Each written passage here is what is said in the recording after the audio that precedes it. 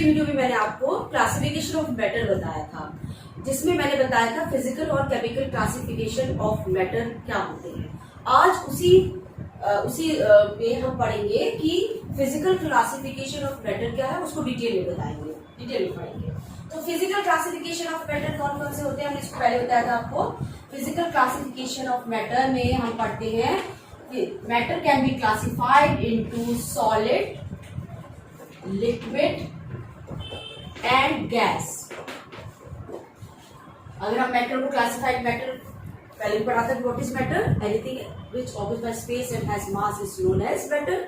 और मैटर को हम अगर फिजिकली क्लासिफाइड करेंगे तो सॉलिड, लिक्विड और गैस में क्लासिफाइड करते हैं फिजिकली क्लासिफिकेशन में। तो सबसे पहले हम सॉलिड देखते हैं, सॉलिड क्या होते हैं, इसके एक इम्पोर्टेंट प्रॉपर्टीज हम देखेंगे। तो सॉलिड सबसे इम्पोर्टेंट प्रॉपर्टीज है कि उनके अंदर डेफिनेट शेप और वॉल्यूम होता है ना। उनमें एक निश्चित वो आकार के होते हैं और उनका घनत्व निश्चित होता है। तो सबसे पहले they have definite shape and volume, they have definite shape and volume. तो मेन है ये हमारा सबसे मेन। उसके बाद है कि हम सॉलिड का जो इसकी डेंसिटी, जितनी सॉलिड्स होते हैं उनकी डेंसिटी सबसे हाई होती है, तो दे हैव हाई डेंसिटी। ये सब जो है ये हम लोग पढ़ चुके हैं 8th में। अब हम 9th के अनुसार कैसे पढ़ेंगे, according to the molecules, according to molecules पढ़ेंगे। अणुओं के आधार पर हम सॉलिड को डिफाइन करेंगे। अगर हम देखें सॉलिड का, सपोज करो ये हमारा एक सॉलिड है सपोज, और इसमें हम देखते हैं कि जितने भी इसके मॉलिक्यूल्स हैं ये एक रेगुलर पैटर्न में अरेंज्ड होते हैं। जब हम रेगुलर पैटर्न में अरेंज होता है कोई सॉलिड की मॉलिक्यूल्स, तो उनके अंदर एक डेफिनेट शेप होता है और डेफिनेट वॉल्यूम होता है, ठीक है। तो इनके मॉलिक्यूल्स एक डेफिनेट पैटर्न में अरेंज्ड रहते हैं। जब ये डेफिनेट पैटर्न में अरेंज्ड होते हैं तो ये सपोज करो ये मॉलिक्यूल है, दीज आर ऑल मॉलिक्यूल्स, ये दो मॉलिक्यूल्स हैं। इन दोनों के बीच में जो स्पेस होता है उसको हम कहते हैं इंटरमॉलिक्यूलर स्पेस, अंतरा आणविक स्थान। अब देखिए ये दो मॉलिक्यूल्स के बीच में कोई स्थान दिख रहा है, बहुत कम है ना।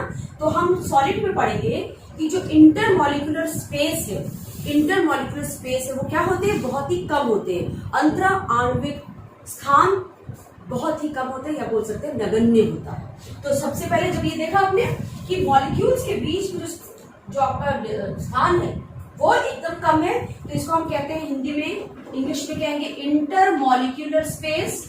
इंटरमॉलिक्यूलर स्पेस जो एकदम क्या है, एकदम क्या है, कम है, लेस है, या हम इसको कहते हैं नेग्लिजिबल, लेस या कह सकते हैं नेग्लिजिबल। तो अंतरा आणविक स्पेस पहले हमने देखा, अंतरा आणविक स्थान क्या होता है, नगण्य होता है। ये हो गया हमारा मॉलिक्यूलर स्पेस, या उसके आधार पर बोलते हैं। जब स्थान हमारा कम होता है तो फोर्स ऑफ अट्रैक्शन कैसे होगा, अंतरा आणविक बल कितना होगा, ज्यादा होगा, है कि नहीं, क्योंकि मॉलिक्यूल्स बहुत पास में है। पास होने से क्या होगा, इनके अंदर इनके अंतरा आणविक जो बल है वो सबसे अधिक होता है। तो पहला चीज हमने पढ़ा, इंटरमॉलिक्यूलर स्पेस बहुत कम होता है। दूसरा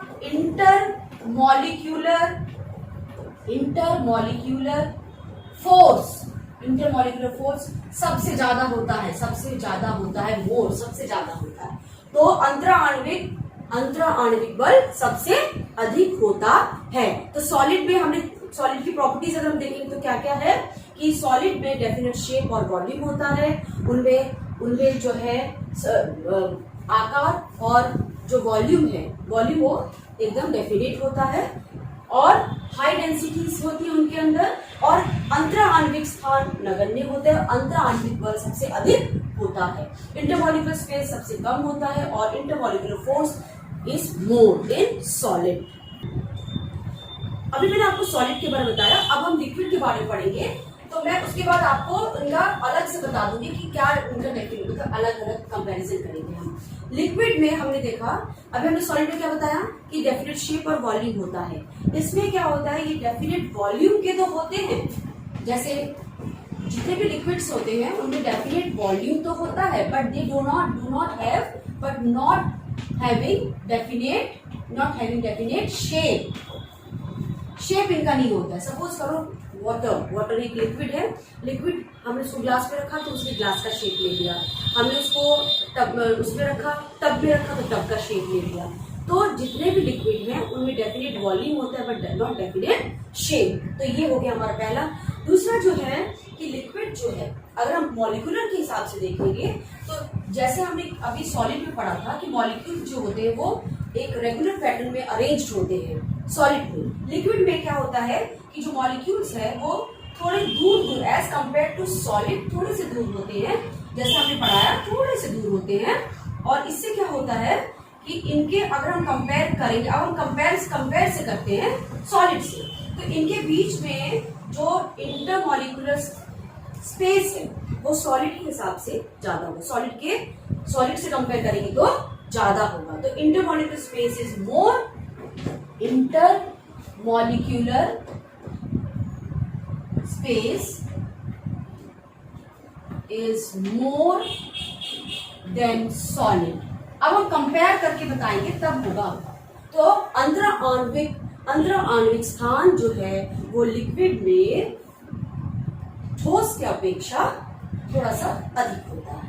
ये हमारा पहला। अगर जब स्थान अधिक है तो फोर्स क्या हो जाएगा, एज कंपेयर टू सॉलिड कम हो जाएगा। तो इनके बीच में जो फोर्स है, अंतराण्विक बल जो है वो थोड़ा सा एज कंपेयर टू सॉलिड कम हो जाएगा। तो हम लिखेंगे इंटरमॉलिक्यूलर अंतराण्विक बल फोर्स जो है as compare to is less than solid. तो ये सबसे इंपॉर्टेंट चीजें हैं, ये दो चीज जिसके आधार पर हम सारे डेफिनेशंस बता सकते हैं। अब लिक्विड जो है, लिक्विड में डेफिनेट वॉल्यूम होता है लेकिन डेफिनेट शेप क्यों नहीं होता? क्योंकि इनका जो इंटरमॉलिक्यूलर स्पेस है वो सॉलिड से ज्यादा होता है और इंटरमॉलिक्यूलर फोर्स जो है वो सॉलिड से कम होता है। इसीलिए सॉलिड में डेफिनेट शेप होता है और डेफिनेट वॉल्यूम होता है, लेकिन लिक्विड में डेफिनेट वॉल्यूम होता है लेकिन डेफिनेट शेप नहीं होता है। अभी गैस के हम बारे में पढ़ेंगे। अभी हमने लिक्विड सॉलिड में पढ़ा कि डेफिनेट शेप और वॉल्यूम होता है, लिक्विड में डेफिनेट वॉल्यूम होता है, डेफिनेट शेप नहीं होता। अब हम गैस की बात करेंगे तो इसमें ना ही डेफिनेट शेप होता है ना ही डेफिनेट वॉल्यूम होता है। और इसका कारण क्या है कि इसके मॉलिक्यूल्स बहुत दूर दूर रहते हैं, तो इनमें इंटरमॉलिक्यूलर फोर्सेस सबसे ज्यादा होता है। इंटरमॉलिक्यूलर स्थान सबसे अधिक होता है, फोर्स एकदम कम होता है। ठीक है, तो देखेंगे अभी। तो सबसे पहले they don't have not definite shape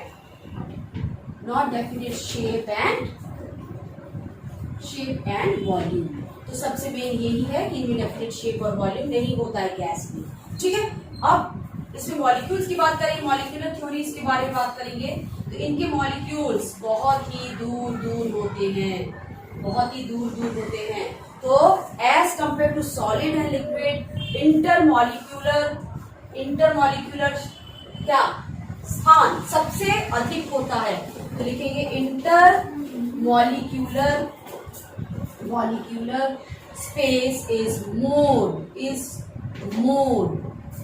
as compare to liquid and as compare to solid and liquid सबसे अधिक होता है।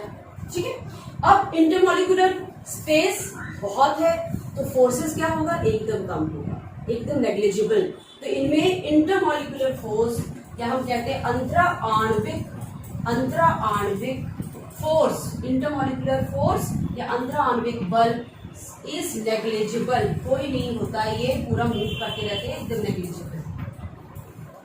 ठीक है, तो गैस में जो मॉलिक्यूल्स का इंटरमॉलिक्यूलर फोर्सेस होते हैं वो एकदम नहीं होते हैं, इसके कारण इनमें डेफिनेट शेप और वॉल्यूम दोनों ही नहीं होते हैं। ठीक है, अब गैस की एक इंपॉर्टेंट जो है प्रॉपर्टी वो है डिफ्यूजन।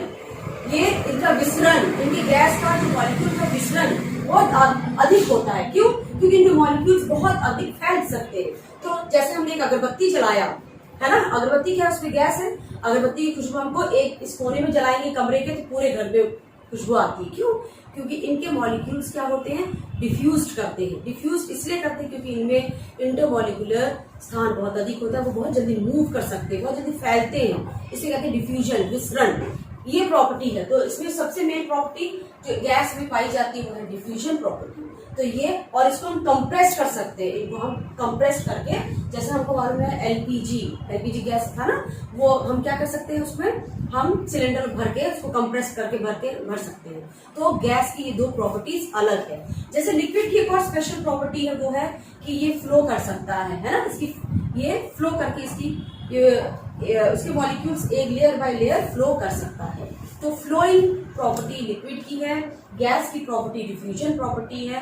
तो ये दोनों इनको अलग करता है। और इसकी सबका उत्तर क्या है, गैस क्यों डिफ्यूज करता है, क्योंकि इसमें इंटरमॉलिक्यूलर फोर्स बहुत कम होते हैं और जो स्थान है वो सबसे अधिक होता है।